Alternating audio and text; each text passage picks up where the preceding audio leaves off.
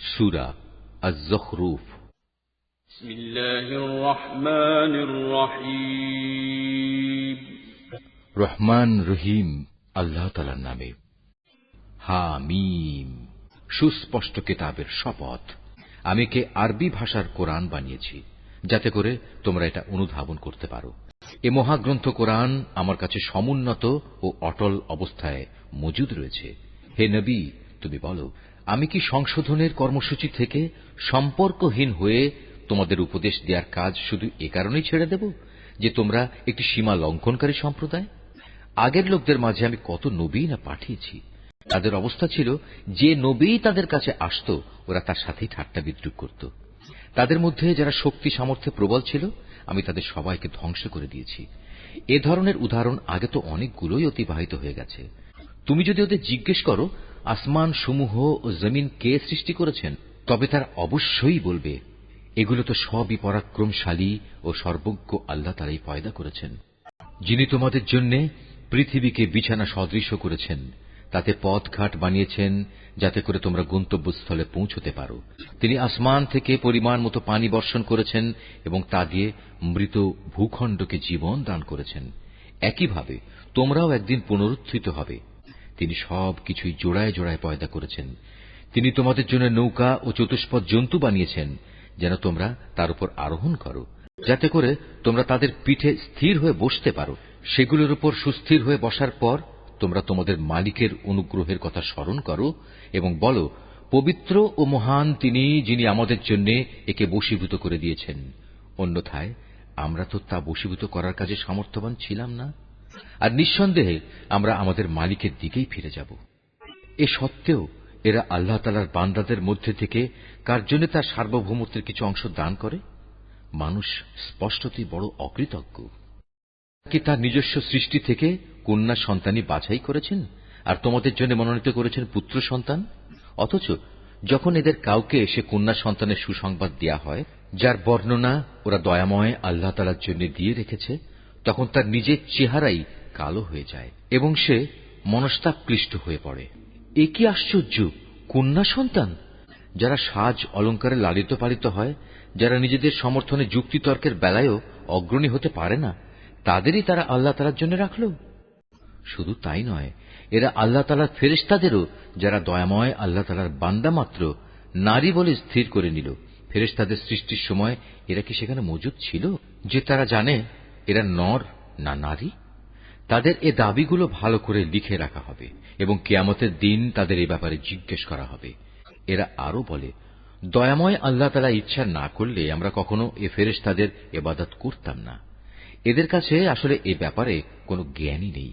এরা শুধু অনুমানের উপরই ভর করে চলে। আমি কি এর আগে তাদের অন্য কোনো কিতাব দিয়েছিলাম যা ওরা আজ আঁকড়ে ধরে আছে? কোন কিতাবের বদলে তারা বরং বলে, আমরা আমাদের বাপ দাদাদের এ মতাদর্শের অনুসারী হিসেবে পেয়েছি এবং আমরা তাদেরই পদাঙ্ক অনুসারী মাত্র। হে নবী, আমি তোমার আগে যখনই কোন জনপদে এভাবে সতর্ককারী নবী পাঠিয়েছি, তখনই তাদের বিত্তশালীরা বলেছে, আমরা আমাদের বাপ দাদাদের এ মতাদর্শের অনুসারী হিসেবে পেয়েছি এবং আমরা তাদেরই পদাঙ্ক অনুসারী। হে নবী, তুমি বলো, যদি আমি তার চাইতে উৎকৃষ্ট পথ নির্দেশ তোমাদের কাছে নিয়ে আসি যার উপর তোমরা তোমাদের বাপ দাদাদের পেয়েছ, তারপরেও তোমরা তাদের অনুসরণ করবে? তারা বলল, যে দিন দিয়ে তোমাকে পাঠানো হয়েছে আমরা তা প্রত্যাখ্যান করছি। অতএব আমি তাদের কাছ থেকে বিদ্রোহের প্রতিশোধ নিয়েছি। তুমি দেখে নাও মিথ্যাবাদীদের কি বিভৎস পরিণাম হয়েছিল। যখন ইব্রাহিম তার পিতা ও তার জাতিকে বলল, আমি অবশ্যই তাদের থেকে সম্পূর্ণ মুক্ত যাদের তোমরা পূজা করো। হ্যাঁ, আমি ইবাদত শুধু তাঁরই করি যিনি আমাকে পয়দা করেছেন। নিঃসন্দেহে তিনি আমাকে সৎ পথে পরিচালিত করবেন। সে একথা তার পরবর্তী বংশধরদের কাছে তাওহীদের একটি স্থায়ী ঘোষণা হিসেবে রেখে গেল, যাতে করে তারা তার বংশের লোকেরা এদিকে প্রত্যাবর্তন করতে পারে। এ সত্ত্বেও আমি তাদের ধ্বংস করিনি, বরং আমি তাদের ও তাদের বাপ দাদাদের পার্থিব সম্পদ দান করা অব্যাহত রেখেছি, যতক্ষণ না তাদের কাছে সত্য দিন ও পরিষ্কার ঘোষণা নিয়ে আরেকজন নবী এসে হাজির হয়েছে। কিন্তু যখন তাদের কাছে সত্য দিন এসে গেল, তখন তারা বলতে লাগলো, এ তো হচ্ছে জাদু, আমরা তো কিছুতেই তা মেনে নিতে পারি না। তারা এও বলল, এ কোরআন কেন দুটো জনপদের কোন প্রভাবশালী ব্যক্তির উপর নাজিল হল না? হে নবী, তারা কি তোমার মালিকের রহমত বন্টন করছে? অথচ আমি তাদের দুনিয়ার জীবনে তাদের মধ্যে তাদের জীবিকা বন্টন করেছি। আমি তাদের একজনের উপর আরেকজনের বৈষয়িক মর্যাদা সমুন্নত করেছি, যাতে করে তারা একজন অপরজনকে সেবক হিসেবে গ্রহণ করতে পারে। কিন্তু তোমার মালিকের রহমত অনেক উৎকৃষ্ট, তারা যেসব সম্পদ জমা করে তার চেয়ে বড়। যদি একথার আশঙ্কা না থাকত যে দুনিয়ার সব কয়টি মানুষ একই পথের অনুসারী হয়ে যাবে, তাহলে দয়াময় আল্লাহ তাআলার অস্বীকারী কাফেরদের ঘরের জন্য আমি রৌপ্য নির্মিত ছাদ ও সিঁড়ি বানিয়ে দিতাম, যার উপর দিয়ে তারা উঠত নামত। তাদের ঘরের জন্য সাজিয়ে দিতাম রৌপ্য নির্মিত দরজা ও পালঙ্ক, যার উপর তারা হেলান দিয়ে বসত। প্রয়োজনে তা স্বর্ণ নির্মিতও করে দিতে পারতাম। আসলে এর সব কয়টি জিনিসই তো হচ্ছে পার্থিব জীবনের ধন সম্পদ। আর হে নবী, আখিরাত ও তার সম্পদ তোমার মালিকের কাছে, একান্তভাবে তাদের জন্য যারা আল্লাহ তাআলাকে ভয় করে। যে ব্যক্তি দয়াময় আল্লাহ তাআলা স্মরণ থেকে মুখ ফিরিয়ে নেয়, আমি তার জন্য একটি শয়তান নিয়োজিত করে দিই। তারপর সেই সর্বক্ষণ তার সাথী হয়ে থাকে। তারাই অতঃপর তাদের আল্লাহ তাআলার পথ থেকে দূরে সরিয়ে রাখে, অথচ তারা নিজেরা মনে করে তারা বুঝি সঠিক পথের উপরই রয়েছে। যখন এ ব্যক্তি কিয়ামতের দিন আমার সামনে হাজির হবে, তখন তার সাথী শয়তানকে দেখে সে বলবে, হায়, কত ভালো হতো যদি আজ আমার ও তোমার মাঝে দুই উদয়াচলের ব্যবধান থাকত। তুমি কত নিকৃষ্ট সাথী ছিলে আমার। বলা হবে, যখন তোমরা শয়তানকে সাথী রূপে গ্রহণ করে নিজেদের উপর জুলুম করেছিলে, তখন আজও তোমরা এই আযাবে একজন আরেকজনের অংশীদার হয়ে থাকো। হে নবী, তুমি বলো, আজ এগুলো তোমাদের কোন রকম উপকারই দেবে না। হে নবী, তুমি কি বধিরকে কিছু শোনাতে পারবে, অথবা পারবে কি পথ দেখাতে সে অন্ধকে, যে সুস্পষ্ট গুমরাহিতে নিমজ্জিত? অতঃপর আমি তোমাকে দুনিয়া থেকে উঠিয়ে নিয়ে গেলেও আমাকে এদের কাছ থেকে বিদ্রোহের প্রতিশোধ নিতে হবে। অথবা তোমার জীবদ্দশায় তোমাকে সে শাস্তির বিষয় দেখিয়ে দেই, যেটার ওয়াদা আমি তাদের দিয়েছি, তাতেও এই প্রতিশোধ কেউ ঠেকাতে পারবে না। আমি অবশ্যই তাদের উপর প্রবল ক্ষমতায় ক্ষমতাবান। অতএব এ গ্রন্থ যা তোমার উপর ওহী করে পাঠানো হয়েছে তা শক্তভাবে আঁকড়ে ধরো। তুমি অবশ্যই সঠিক পথের উপর রয়েছ। নিঃসন্দেহে এ কোরআনটা তোমার ও তোমার জাতির জন্য উপদেশ। অচিরেই তোমাদের এই ব্যাপারে জিজ্ঞাসাবাদ করা হবে। হে নবী, তোমার আগে আমি যেসব রসুল পাঠিয়েছিলাম, তুমি তাদের জিজ্ঞেস করে দেখো, আমি কি কখনো তাদের জন্য দয়াময় আল্লাহ তাআলা ছাড়া অন্য কোন মাবুদ ঠিক করে দিয়েছিলাম, যার আসলেই কোন ইবাদত করা যেত? আমি মূসাকেও আমার নিদর্শন সমূহ দিয়ে ফিরআউন ও তার পারিষদদের কাছে পাঠিয়েছিলাম। অতঃপর সে তাদের কাছে গিয়ে বলল, আমি হচ্ছি সৃষ্টিকুলের মালিকের রসুল।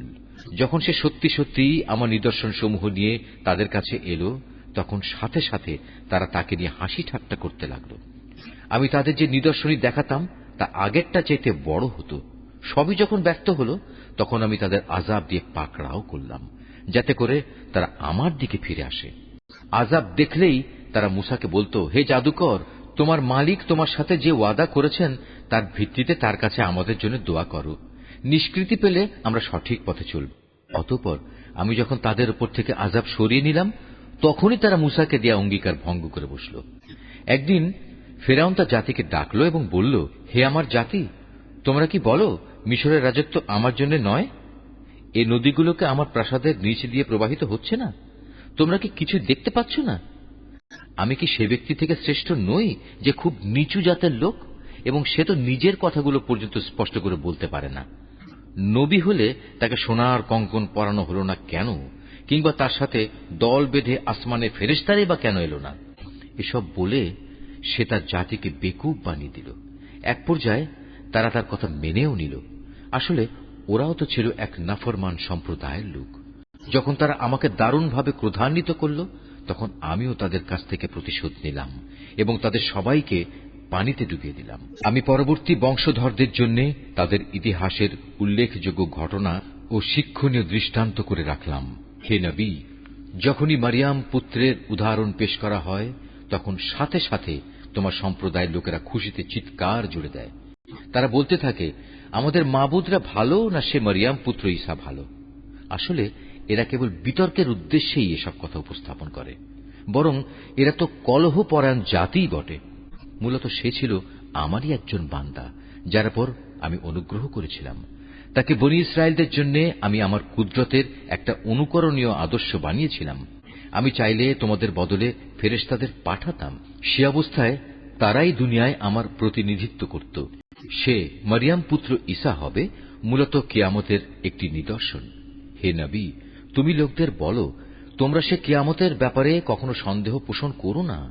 তোমরা আমার আনুগত্য করো, কেননা এটাই তোমাদের জন্য সহজ সরল পথ। শয়তান যেন কোনো অবস্থায় এ পথ থেকে তোমাদের বিচ্যুত করতে না পারে, সেদিকে বিশেষভাবে খেয়াল রেখো। নিঃসন্দেহে সে হচ্ছে তোমাদের প্রকাশ্য দুশমন। ঈসা যখন স্পষ্ট দলিল প্রমাণ নিয়ে এলো, তখন সে তার লোকদের বলল, আমি তোমাদের কাছে প্রজ্ঞা নিয়ে এসেছি এবং তোমরা যে আমার অবস্থান সম্পর্কে নানা মতবিরোধ করছ তা আমি তোমাদের স্পষ্ট করে বলে দেব। অতএব তোমরা আল্লাহ তাআলার আযাবকে ভয় করো এবং আমার কথা শোনো। আল্লাহ তাআলাই হচ্ছেন আমার মালিক, তোমাদেরও মালিক। অতএব তোমরা তাঁরই ইবাদত করো। এটাই হচ্ছে সরল পথ। এ সত্ত্বেও তাদের বিভিন্ন দল তাকে নিয়ে নিজেদের মধ্যে নানা মতানৈক্য সৃষ্টি করল। অতঃপর দুর্ভোগ ও কঠিন দিনের আযাব তাদের জন্যই, যারা অযথা বাড়াবাড়ি করল। তারা কি এ ফয়সালার জন্য কিয়ামতের ক্ষণটি আসার অপেক্ষা করছে? তা কিন্তু একদিন আকস্মিকভাবেই তাদের উপর এসে পড়বে এবং তারা টেরও পাবে না। সেদিন দুনিয়ার বন্ধুরা সবাই একে অপরের দুশমন হয়ে যাবে। অবশ্য যারা আল্লাহ তাআলাকে ভয় করেছে তাদের কথা আলাদা। সেদিন আমি পরেশগার বান্দাদের বলবো, হে আমার বান্দারা, আজ তোমাদের কোনো ডর ভয় নেই, না তোমরা আজ দুশ্চিন্তাগ্রস্ত হবে। এরা হচ্ছে সেসব লোক যারা দুনিয়াতে আমার আয়াতসমূহের উপর ঈমান এনেছে। মূলত তারা ছিল আমার অনুগত বান্দা। আমি আরো বলবো, তোমরা এবং তোমাদের সঙ্গী সঙ্গিনীরা জান্নাতে প্রবেশ করো। সেখানে তোমাদের সম্মানজনক মেহমানদারি করা হবে। সেখানে তাদের উপর সোনার থালা ও পান পাত্রের প্রচুর আনাগোনা চলবে। যা কিছুই তাদের মন চাইবে এবং যা কিছুই তাদের দৃষ্টিতে ভালো লাগবে তা সবই সেখানে মজুদ থাকবে। উপরন্তু তাদের বলা হবে, তোমরা এখানে চিরদিন থাকবে। আর এটা হচ্ছে সেই চিরস্থায়ী জান্নাত যার আজ তোমরা উত্তরাধিকারী হলে। এটা হচ্ছে তোমাদের সে নেক আমলের বিনিময় যা তোমরা দুনিয়ার জীবনে করে এসেছ। এখানে তোমাদের জন্য প্রচুর পরিমাণ ফল পাকড়া মজুদ থাকবে, যা থেকে তোমরা প্রাণ ভরে খেতে পারবে। অপরদিকে অপরাধীরা থাকবে জাহান্নামে, সেখানে তারা থাকবে চিরদিন। মুহূর্তের জন্যও তার শাস্তি তাদের থেকে লঘু করা হবে না এবং একান্ত হতাশ হয়েই তারা সেখানে পড়ে থাকবে। এ আযাব দিয়ে কিন্তু আমি তাদের উপর মোটেই জুলুম করিনি, বরং তারা বিদ্রোহ করে নিজেরাই নিজেদের উপর জুলুম করেছে। জাহান্নামের প্রহরীকে ডেকে বলবে, ও হে প্রহরী, আজ তোমার প্রতিপালক যদি মৃত্যুর মাধ্যমে আমাদের ব্যাপারটা শেষ করে দিতেন তাহলেই ভালো হতো। সে প্রহরী বলবে, না, তা কিছুতেই হবার নয়। এভাবেই তোমাদের এখানে চিরকাল পড়ে থাকতে হবে। নবী বলবে, আমি অবশ্যই তোমাদের কাছে সত্য দিন নিয়ে এসেছিলাম, কিন্তু তোমাদের অধিকাংশ লোকই এ থেকে অনীহা প্রকাশ করেছিল। তারা কি নবীকে কষ্ট দেওয়ার পরিকল্পনা গ্রহণ করেই ফেলেছে? তাহলে তারা শুনুক, আমিও তাকে কষ্ট থেকে বাঁচানোর আমার পরিকল্পনা চূড়ান্ত করে রেখেছি। তারা কি ধরে নিয়েছে আমি তাদের গোপন কথা ও সলা পরামর্শ সমূহ শুনতে পাই না? অবশ্যই আমি তা শুনতে পাই। তাছাড়া আমার পাঠানো ফেরেশতা যারা তাদের ঘাড়ের পাশে বসে আছে তারাও তো সব লিখে রাখছে। হে নবী, তুমি এদের বলো, যদি দয়াময় আল্লাহ তাআলার কোনো সন্তান থাকত তাহলে আমি তার প্রথম ইবাদত গুজারদের মধ্যে অগ্রণী হতাম। আল্লাহ তাআলা অনেক পবিত্র, তিনি আসমান সমূহ ও জমিনের মালিক, মহান আরশের তিনি অধিপতি। এরা যা কিছু তার সম্পর্কে বলে তিনি তা থেকে পবিত্র। অতএব হে নবী, তুমি এদের সেদিন পর্যন্ত অর্থহীন কথাবার্তা ও খেলাধুলায় মত্ত থাকতে দাও, যখন তারা সে কঠিন দিনটির সম্মুখীন হবে যার ওয়াদা বারবার তাদের কাছে করা হয়েছে। তিনি হচ্ছেন আসমানেও মাবুদ, জমিনেও মাবুদ। তিনি বিজ্ঞ, কুশলী, সর্বজ্ঞ। প্রভূত বরকতময় তিনি। আসমান সমূহ, জমিন ও এ উভয়ের মধ্যবর্তী স্থানে যেখানে যা কিছু আছে, এ সব কিছুর একক সার্বভৌমত্ব তাঁর জন্যই। কিয়ামতের সঠিক খবর তাঁর কাছেই রয়েছে। পরিশেষে তোমাদের সবাইকে তাঁর কাছেই ফিরে যেতে হবে। তাকে বাদ দিয়ে এরা অন্য যেসব মাবুদকে ডাকে তারা তো আল্লাহ তাআলার কাছে সুপারিশের কোনো ক্ষমতাই রাখে না। তবে যারা সত্যের পক্ষে সাক্ষ্য দেবে তাদের কথা আলাদা। হে নবী, তুমি যদি তাদের জিজ্ঞেস করো কে তাদের পয়দা করেছেন, তারা বলবে অবশ্যই আল্লাহ তাআলা। তাহলে বলো, তোমরা তাকে বাদ দিয়ে কোথায় কোথায় ঠোকর খাচ্ছ?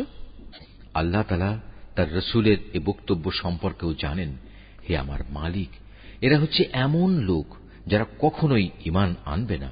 হে রসুল, অতঃপর তুমি এদের থেকে বিমুখ থাকো, এদের ব্যাপার ক্ষমা সুন্দর দৃষ্টিতে দেখো এবং তাদের উদ্দেশ্যে বলো সালাম, কেননা অচিরেই ওরা সত্য মিথ্যা জানতে পারবে।